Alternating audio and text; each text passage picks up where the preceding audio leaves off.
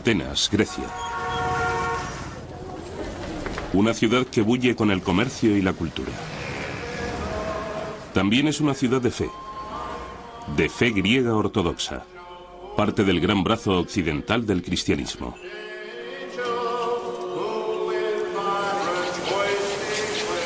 Pero aquí hubo otro mundo del cual solo quedan fascinantes fragmentos.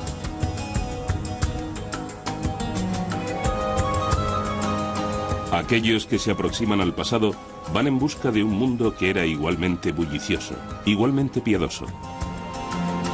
El mundo de los antiguos griegos. Aún nos habla a través de uno de sus legados, la mitología griega. Estaba poblada de muchos dioses y diosas, cada uno con determinados poderes en el mundo y con una historia particular. Durante decenas de miles de años antes de los tiempos bíblicos, los relatos de los dioses y sus actividades fueron transmitidos por los narradores. Es sumamente difícil, pero intentamos imaginar cómo eran aquellos tiempos.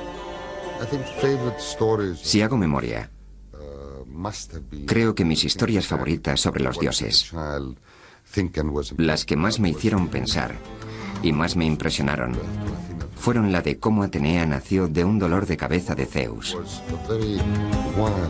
la de Apolo, que fue un joven alocado y luego se convirtió en el dios del orden, de la música y el arte, y la de Poseidón, que era el protector de nuestra capital y además estaba a favor de la paz. Presidiendo a todos estaba Zeus, dios del cielo, dios del trueno. Zeus es un dios del cielo, y te encuentras en los dominios de Zeus cuando estás en plena naturaleza. Zeus ejercía algo de control sobre si tenías o no un buen día o una buena o mala vida. Tenías dos frascos en el umbral. Uno contenía el bien y otro el mal. Y a cada hombre, Zeus le servía una porción de bien y otra de mal. Estaban Afrodita y Artemisa, dos caras de la misma moneda. Afrodita. ¿Y de qué es diosa? Es la diosa de la sexualidad. De la sexualidad femenina. Es la diosa de la belleza. Está relacionada con muchos temas de la fertilidad. En el otro extremo tenemos a Artemisa, que es una virgen muy casta. Y Apolo, quien como todos los dioses y diosas de la antigua Grecia, tenía más de un poder. Él es el organizador, el civilizador. Es el quien lleva carreteras donde nunca las había habido. Es el quien cura, pero quien también puede traer las plagas. Esto es algo que ocurre con muchos dioses griegos. Si pueden provocar algo, también pueden detenerlo. Era un dios, como se ha expresado con brillantez. Un dios distante y, por lo tanto, trataba con la gente no cara a cara y cuerpo a cuerpo. Se le daba mejor disparar su arco y matar a la gente desde muy lejos. Por consiguiente, sus amores también era mejor mantenerlos a distancia.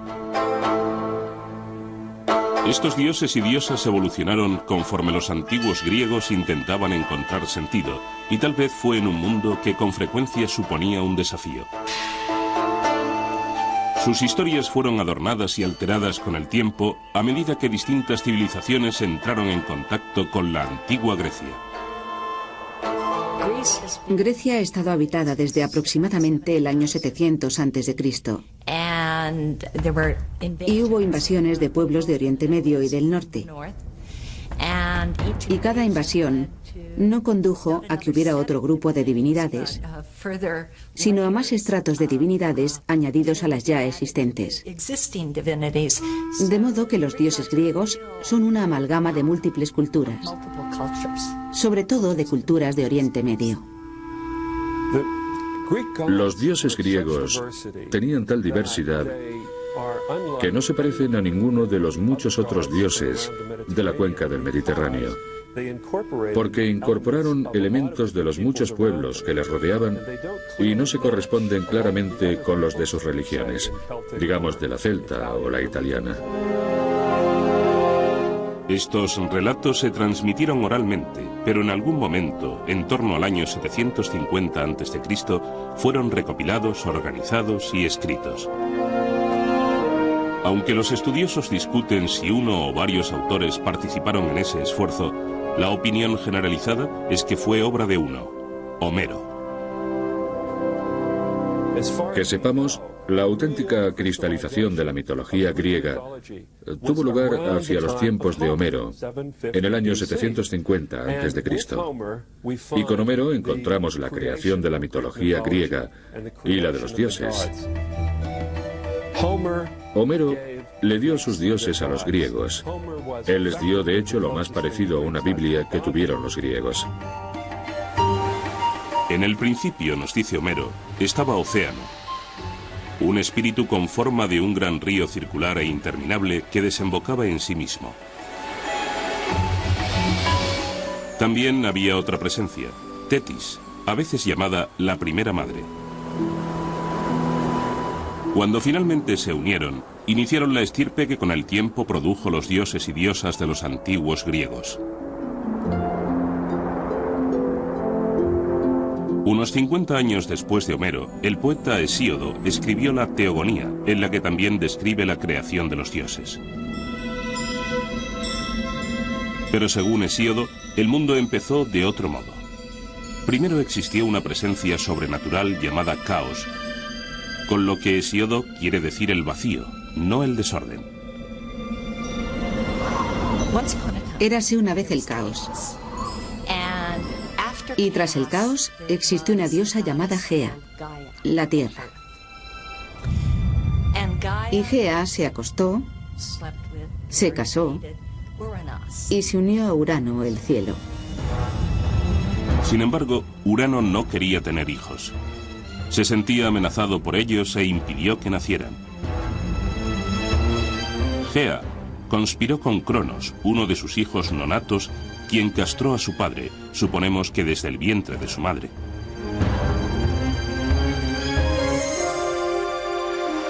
Los genitales amputados de Urano cayeron al mar, del cual surgió una sorprendente entidad, Afrodita, diosa del amor. Estos relatos componen lo que se conoce como mitología griega, que se deriva de la palabra griega mitos. Da a entender algo falso.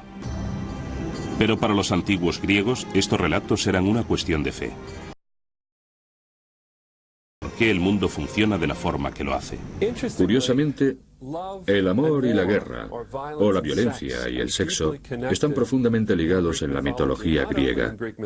No solo en esta, sino en diversas mitologías.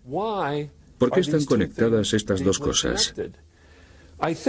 Creo que los pueblos antiguos, y sin duda los griegos, creían que los sentimientos profundamente apasionados estaban conectados de alguna manera a la mente y las emociones humanas. Es decir, los grandes deseos y los grandes miedos o los grandes odios estaban de alguna manera relacionados. De esta manera, los relatos y personajes de la mitología griega tenían una aplicación en la vida real. La historia de la creación de Hesíodo sigue narrando cómo Cronos libera a sus hermanos y hermanas del vientre de Gea. Esos seres serían conocidos como los titanes, nacidos solo después de que su padre fuera castrado. El tema del conflicto entre padre e hijo tiene continuidad cuando Cronos termine matando a sus propios hijos. Cronos se casó con Rea. Cada vez que Rea daba luz, él devoraba a su hijo. Rea quería intensamente tener hijos, de modo que cogió a un bebé, Zeus, cuando nació. Lo envolvió y lo escondió en una cueva en Creta, donde se criaría. Y le dio a Cronos una piedra envuelta en pañales que éste devoró creyendo que se comía al bebé. Bien, Zeus creció, vino, atacó a su padre y todos los hijos surgieron. Y ese fue el principio de los dioses olímpicos. Zeus recuperó la piedra con la que su madre engañó a su padre. Incluso ahora puede verse en el santuario de Delfos. Siempre existe una especie de conflicto innato entre padres e hijos. Hasta este siglo, Grecia ha tenido en realidad una economía de subsistencia. De modo que si se tiene una pequeña granja, el padre está al frente de ella. El hijo, incluso el mayor, no tendrá derechos de ningún tipo hasta que su padre le deje paso, se jubile o muera. ¿Cuál es el problema aquí? Obviamente hay una auténtica preocupación por temas de sucesión y poder.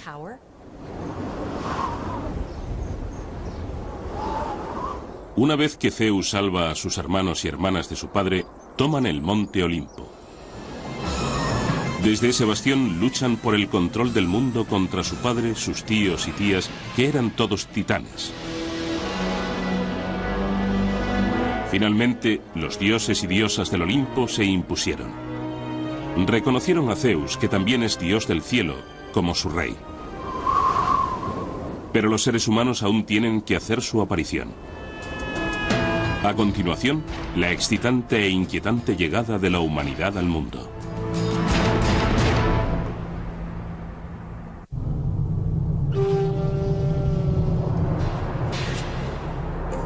La narración de la creación en la mitología griega continúa en el relato de Hesíodo.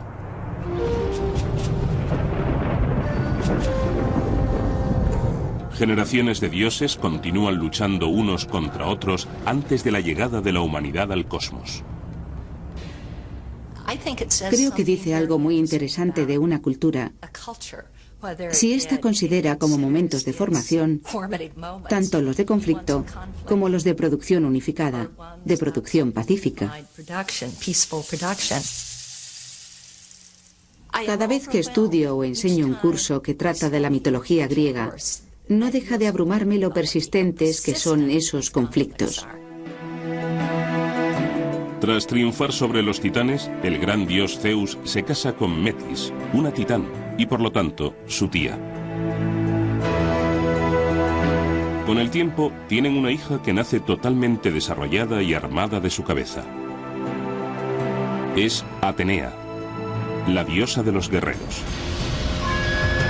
Otros dioses y diosas se incorporan al mundo, cada uno con diferentes funciones. Todos tienen, no obstante, algo en común. Un atributo que los distingue de prácticamente todas las demás divinidades del mundo antiguo. Su imagen es humana.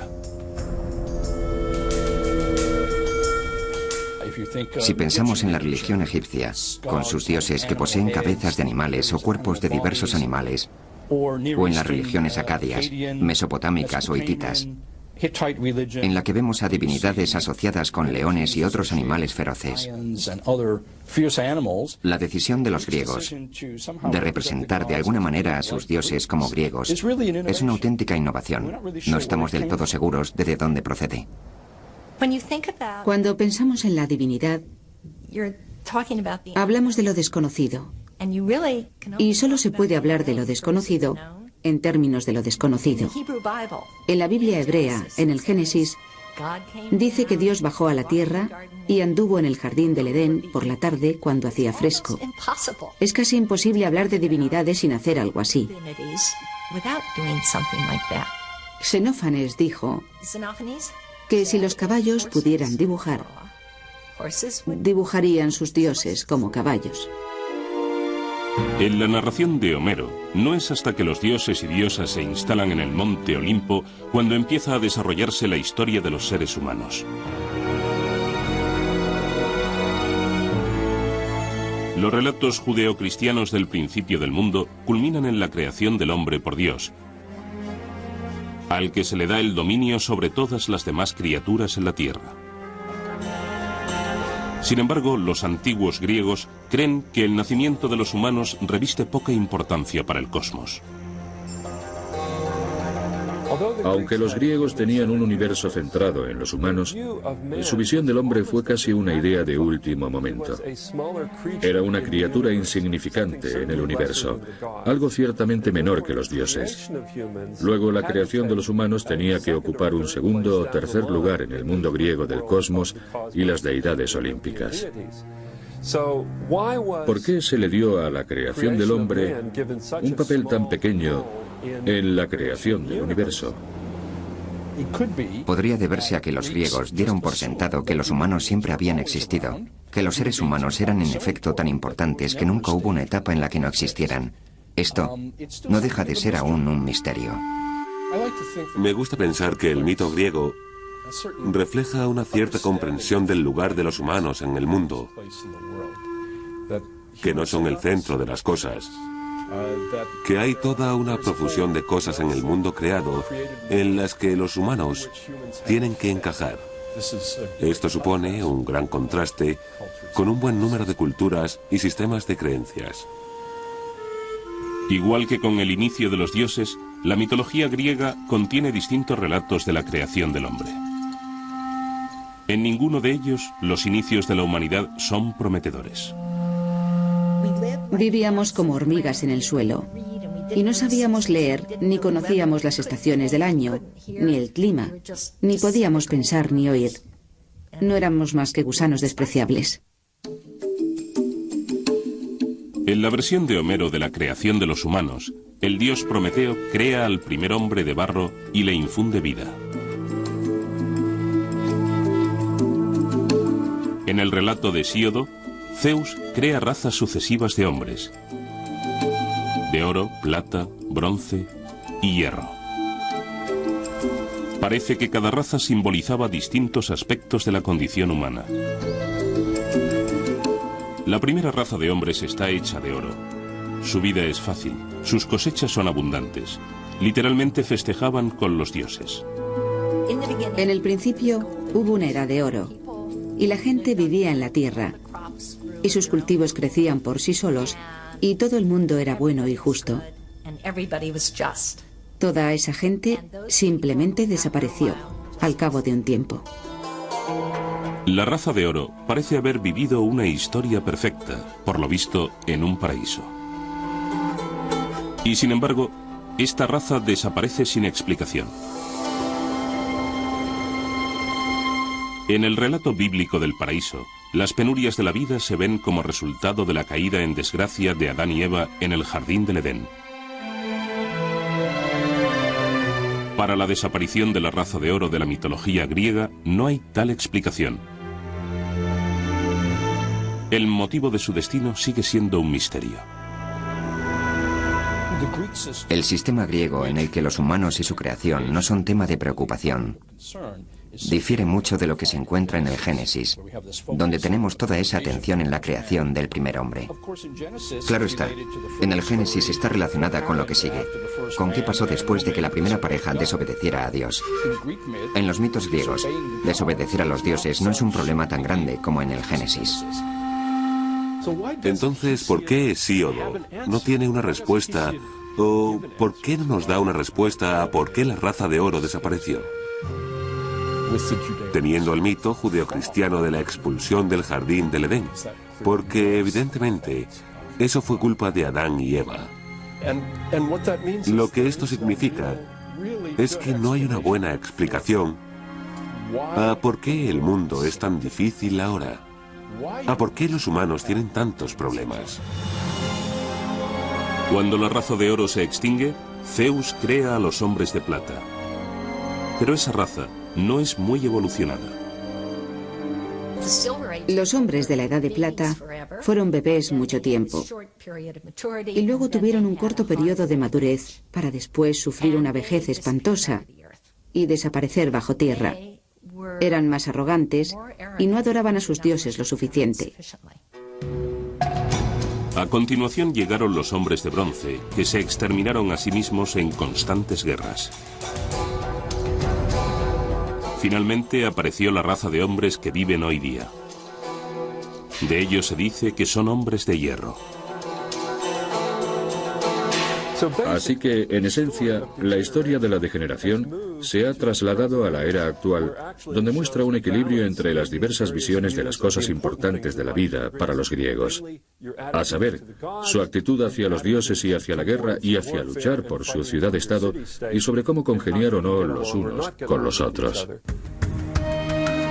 Curiosamente, Todas estas historias explican la creación de solo la mitad de la raza humana, el hombre. La mujer es creada como una desgracia, un castigo, y todo por un engaño. La primera mujer fue enviada a la Tierra como un castigo a la humanidad. Esto suena increíblemente misógino, y fue una historia inconcebiblemente misógina por parte de Hesíodo, que la contó en el año 700 a.C. Pero cuenta la historia que uno de los dioses, Prometeo, intentó engañar al amo y señor de todo el cosmos, Zeus. Prometeo es el dios embaucador. Es un dios listo. Prometeo significa previsión. Mató a una oveja y cogió al animal y toda su estupenda y sabrosa carne y la metió en su repugnante vientre. Y cogió todos los huesos pelados y los envolvió en hermosa, blanca y reluciente grasa, que, claro está, es lo que arde en el sacrificio. Y le presentó los 2 paquetes a Zeus y le dijo: elige. Zeus sabe que Prometeo le está engañando, que representa a la humanidad. Como represalia, Zeus castiga a los hombres quitándoles el fuego. A su vez, Prometeo roba el fuego y se lo devuelve a la humanidad.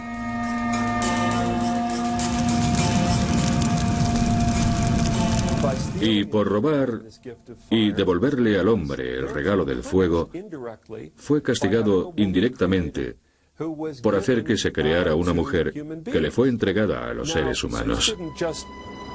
Ahora, Zeus no le dio ese objeto diabólico a la humanidad sin más. Lo llamó un mal hermoso. Es algo de lo que no puedes prescindir. Ella es un Kalón Kikón. En términos de los griegos, es una cosa hermosa y mala. Así que el mito griego, la poesía griega, gusta de expresarlo en ambos sentidos. Las mujeres son hermosas, las mujeres son algo irresistible. Al mismo tiempo, las mujeres te hacen trabajar, así que son algo malo. Pienso que a lo largo de la mitología griega se observa un reiterado énfasis en la amenaza que representan las mujeres. La amenaza que suponen por tu necesidad de ellas. La necesidad de tener hijos. Y el temor muy real a perder el control debido al deseo. La incontenible sexualidad femenina amenaza al hombre. Zeus no le dio cualquier mujer al hombre. En efecto, le dio un Kalón Kikón, un hermoso mal. Su nombre es Pandora, y llegó con una caja repleta de males que esparció por el mundo. A continuación, ¿por qué la esperanza está en la caja de Pandora?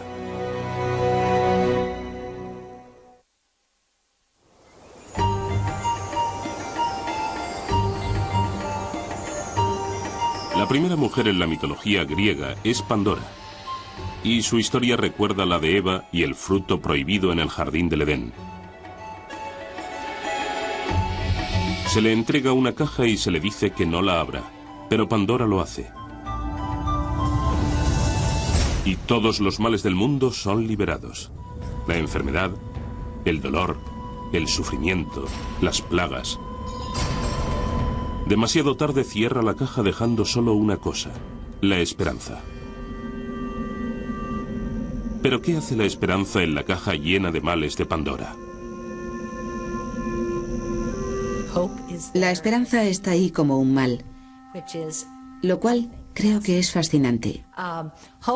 La esperanza es un mal, porque te permite actuar con la sensación de que puedes controlar el futuro.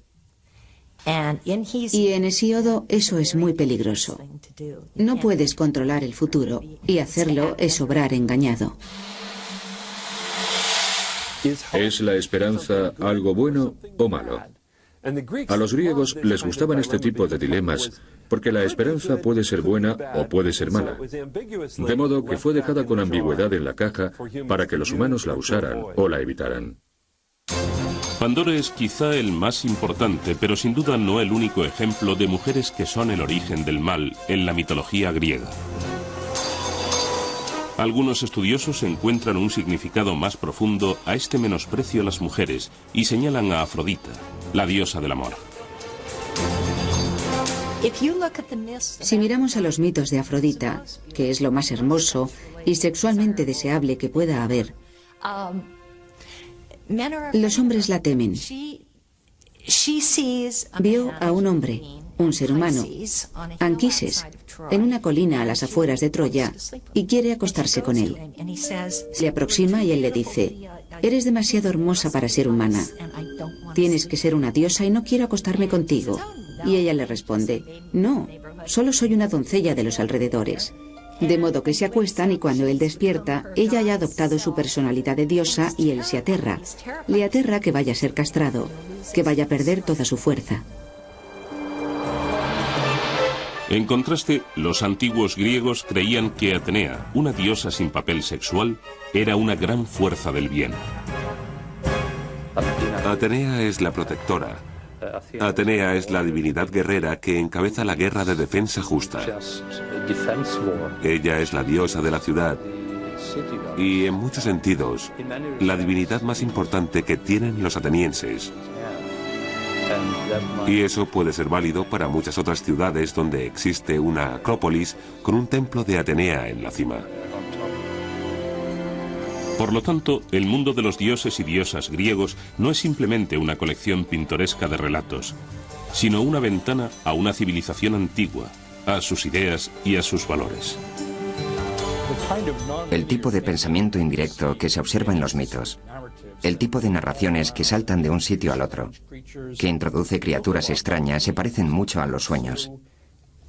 De modo que creo que la pregunta es si los mitos griegos son de alguna forma la consciencia colectiva de la civilización griega, en una época temprana. De forma consciente o inconsciente, los dioses están muy presentes en la vida cotidiana de los antiguos griegos. En cada montaña, en cada planta, en cada una de las emociones que experimentaban, pensaban que detrás había un dios controlándolo todo.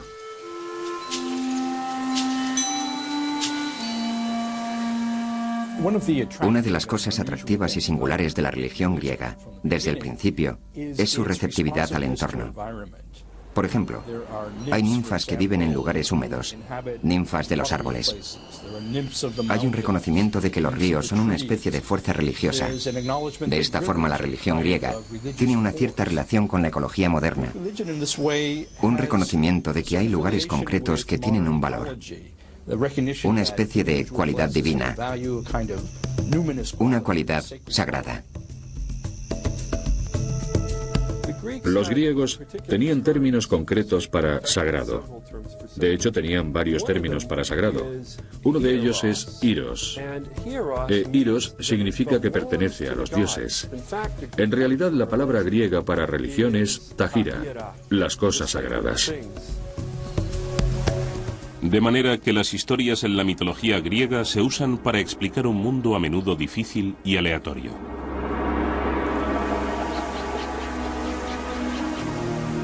El invierno nace cuando Perséfone, la hija de la diosa Deméter, es raptada por el dios Hades y llevada al infierno para ser su esposa.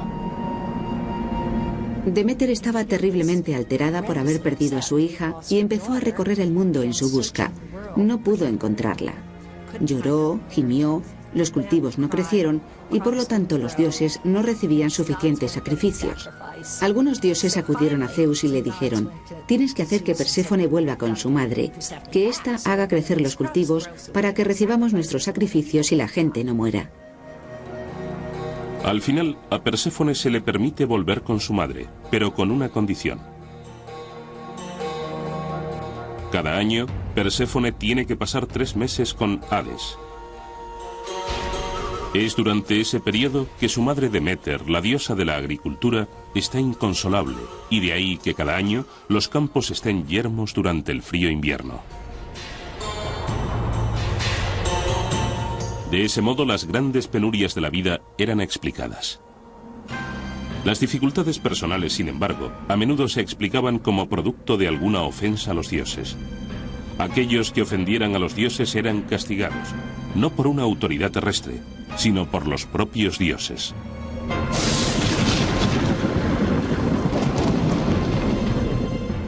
Hay en efecto una palabra griega, desidinomia, que significa temor a los dioses o respeto a los dioses.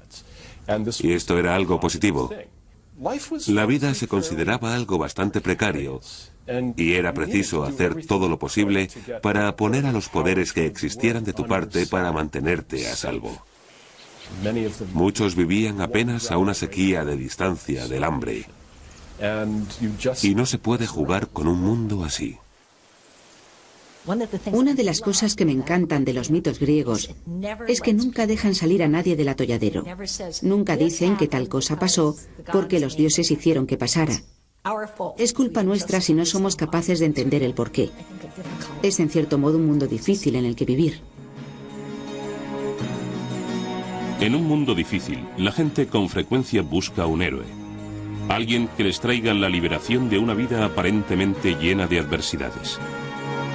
Hay quienes piensan que un niño nacido de un dios griego y una mujer mortal prefigura la aparición de Cristo. ¿Estaba esto destinado a pasar?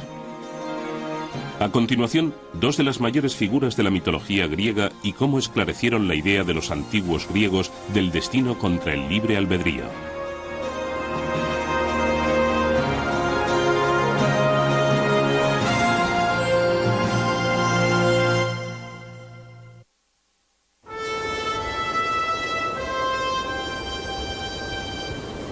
Una de las figuras más famosas de la mitología griega pudo haber contribuido a preparar el terreno para un acontecimiento posterior fundamental en la historia humana. Heracles, más conocido como Hércules, nace porque el gran dios Zeus deseó a una hermosa mujer mortal. Ella, sin embargo, es una esposa fiel. Zeus adopta la apariencia de su marido y consigue poseerla. El ultraje es aún más grave porque el propio Zeus está casado con una de sus hermanas, Hera. La idea de que los dioses no siempre son éticos, no siempre son honestos, es una que tiene sentido cuando piensas en ello. Y los griegos parecieron sentirse a gusto con ella durante muchos siglos. Tiene sentido porque si los dioses son humanos, pero de algún modo mejores, más fuertes, más poderosos, inmortales, nunca tienen que atenerse a las consecuencias de aquello que hagan. Mientras que los humanos, sí. El peso de obrar éticamente, de pensar en las consecuencias, recae en los humanos, no en los dioses. Hera no puede descargar su ira contra Zeus. En un acto característico de un dios griego, elige como blanco de su rencor al niño nacido de la infidelidad de su marido. Heracles tal vez sea el héroe griego más famoso, una figura especialmente importante en la mitología griega. Incluso en su infancia, Heracles está dotado de una fuerza extraordinaria. Hera manda mortíferas serpientes a su cuna y Heracles las estrangula a las dos. Muchos de los héroes griegos tenían de hecho un padre divino y otro mortal. Por lo general, un héroe era un hombre de una fuerza superior a la normal que estaba de alguna manera señalado para tener una vida de logros, pero también de enormes dificultades. Les costaba mucho integrarse en la sociedad, precisamente por sus grandes capacidades. La vengativa Hera continúa persiguiendo al hijo ilegítimo de su marido a lo largo de su vida, llevándolo a tener ataques periódicos de ira o de locura. Profundamente contrito por los asesinatos y otros delitos que comete durante esos ataques, Heracles emprende trabajos de arrepentimiento, a menudo matando a tiranos y monstruos.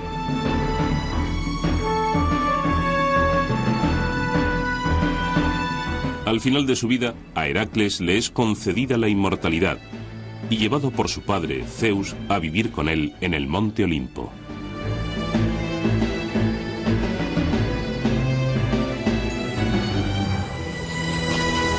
Así, La historia de Heracles pudo haberle preparado el terreno al apóstol Pablo, quien siglos más tarde les llevó a los griegos noticias de una nueva fe. Ellos tenían una historia del hijo de un dios, Heracles, que sufrió y murió, y luego pasó por una apoteosis y subió al Olimpo, de modo que la historia de otro hijo de un dios que sufrió y murió y fue al cielo no le resultaría del todo desconocida. De igual forma, la idea de que un dios puede adoptar forma humana y parecer uno de nosotros era totalmente aceptable para un auditorio griego pagano. De ese modo, el primer cristianismo avanzó en Grecia y arraigó entre sus gentes con bastante facilidad. No exactamente la figura de Cristo, sino con elementos de él, porque era alguien que a través de esfuerzos, sufrimiento, trabajo y lealtad alcanzó la divinidad. Aunque Heracles es excepcional, solo es uno de los muchos héroes que anduvieron entre los mortales. Están Aquiles y Ulises, grandes guerreros de la guerra de Troya. Y Teseo, cuyas hazañas incluyen matar al temible Minotauro, la criatura que se daba festines con la carne de jóvenes griegos. Pero los héroes no tenían que ser hijos de los dioses. Tampoco eran heroicos en los términos actuales, exponerse a graves peligros por los demás. Para los antiguos griegos, un héroe era alguien que rompía los lazos con la vida normal, pasara lo que pasara. No es necesario que un héroe descienda de un dios o una diosa. Ni siquiera es necesario que un héroe haga algo bueno en la vida. De modo que una hazaña es más hacer algo extraordinario y ser reconocido por ello. Ahora bien, ese hecho extraordinario, realizado por un héroe, podía ser matar a un grupo de enemigos, o matar a gente en su propia comunidad de una forma tan extraña que hubiera que consultar a los dioses. Así que los héroes son individuos raros y peligrosos. Extraordinarios, pero no forzosamente extraordinariamente buenos. Los héroes son en realidad proyecciones de lo que supone ser humano en gran escala. Ellos concentran tanto el gran potencial de los seres humanos en su mejor momento como la vulnerabilidad de los humanos. Otro héroe insólito es Edipo, que mata a su padre y se casa con su madre. Habiendo cumplido con su terrible destino, Edipo se ciega y busca la redención. Es una historia inmortal que habla del lado más oscuro de los sentimientos entre padres e hijos. Creo que indudablemente había un hilo conductor en la cultura griega y en su mitología que estaba interesado en el conflicto entre padres e hijos. Está claro que Sigmund Freud, lo notó y se aprovechó de la historia de Edipo para su complejo de Edipo. Y también creo que había un hilo conductor en el conflicto generacional al que los griegos temían, pero que al mismo tiempo admitían como auténtico. La historia de Edipo y sus padres plantea otra pregunta eterna. ¿Están las vidas de los humanos predestinadas? ¿O tienen los humanos la facultad de obrar con libre albedrío? Edipo es alguien que por motivos que jamás se revelan, está destinado a matar a su padre y casarse con su madre. Una vez Edipo se percata de que no es hijo del rey de Corinto como creía, dice: me considero el hijo del azar. Y con azar quiere decir algo muy aleatorio. No existe un plan. Al final de la obra resulta que todo cuanto ha hecho se ha ajustado a un plan. Y si él es el hijo del azar, es el azar en el sentido de que está íntimamente ligado al destino. Él, Edipo, el hombre, tomó decisiones. Cuando se enteró de que iba a matar a su padre y casarse con su madre, huyó de su casa sin saber que era adoptado. Y claro está, encuentra a su padre en el camino y lo mata. Y luego llega a la ciudad y se casa con su madre. Él elige irse de su casa. Hizo algo terrible, pero no con el ánimo de hacer algo malo. Y el destino no le hizo hacerlo.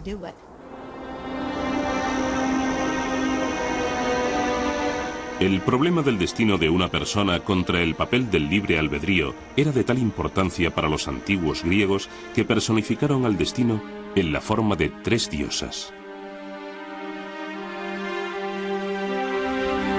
Cuando leemos la poesía de Homero, parece que fluye en 2 direcciones.